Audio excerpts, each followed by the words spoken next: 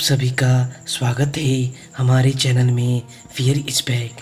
दोस्तों चलिए चलते हैं आज की कहानी की ओर।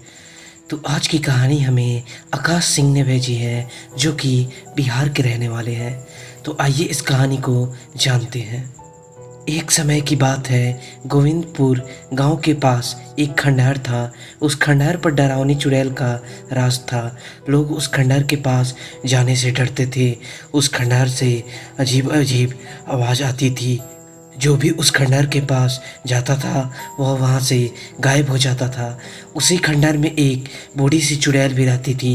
वह बूढ़ी हो गई थी। उसने गांव में जाकर लोगों को डराना बंद कर दिया था। एक दिन भूत ने उसे कहा, तो बूढ़ी हो गई है, अब तेरे से लोग नहीं डरने वाले। वह बूढ़ी चुड़ैल कहती है, बूढ़ी होगी तेरी नानी। आज भी जब बच्चे खाना नहीं खाते तो लोग कहते हैं खा ले बेटा, नहीं तो बोनी चुड़ैल आ जाएगी। फिर लोगों को डराने के लिए बूढ़ी चुड़ैल खंडहर से निकल जाती है। बूढ़ी चुड़ैल सबको डराने की कोशिश की और गांव में जाकर लोगों को डराना शुरू कर दिया। चुड़ैल एक आदमी के पास जाकर उसे डराती है, पर वो आदमी नहीं डरता बल्कि उसे अनदेखा कर देता है। फिर वह दूसरे आदमी के पास डराने जाती है। वह आदमी भी नहीं डरता और चुड़ैल के साथ सेल्फी ले लेता है। चुड़ैल चिढ़ जाती है और गुस्से से वापस खंडहर में आ जाती है। मैंने बोला था ना तुझसे नहीं हो पाएगा। आ गई ना खाली हाथ। वापस बूढ़ी चुड़ैल उसे पूरा पूरा किस्सा बताई। बूढ़ी चुड़ैल ने बताया किस तरह लोगों ने उसके साथ सेल्फी लिया और यह बात सुनकर दूसरी चुड़ैल को भी गुस्सा आ गया। वह अपनी जादुई शक्ति से एक मोबाइल तैयार की और बड़ी चुड़ैल से कही कि अब जाओ, लोग तुझे तंग कर रहे थे, अब जाकर तुम उनके साथ सेल्फी लो।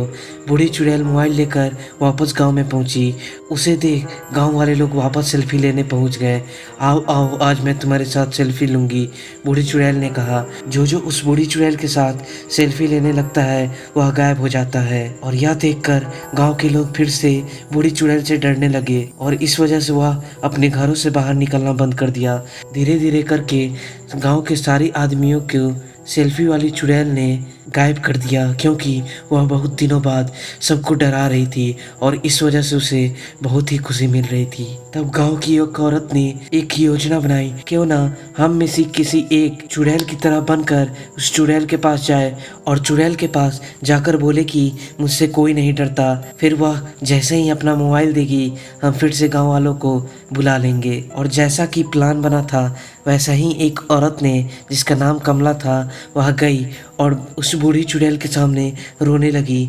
फिर वह बूढ़ी चुड़ैल ने अपना मोबाइल दिया कमला को और बोला कि इससे सभी लोग तुमसे डरने लगेंगे। जैसे ही कमला के पास वह जादुई मोबाइल आई, उसने उस जादुई मोबाइल के दूसरे बटन को दबा दिया। इस वजह से गांव के जितने भी गायब व्यक्ति थे वह वापस आ गए और कमला ने दूसरे बटन दबा दी, जिससे कि खुद वह चुड़ैल मोबाइल में कैद हो गई। और फिर उन सभी गांव वालों ने उस मोबाइल को एक अच्छी जगह बंद करके मिट्टी के अंदर दबा दिया। तो ऐसे उस बूढ़ी चुड़ैल से छुटकारा मिली। तो दोस्तों यह सच्ची घटना हमें आकाश सिंह ने भेजी थी। अब हम फिर मिलते हैं अपनी एक अगली सच्ची घटना के साथ। धन्यवाद।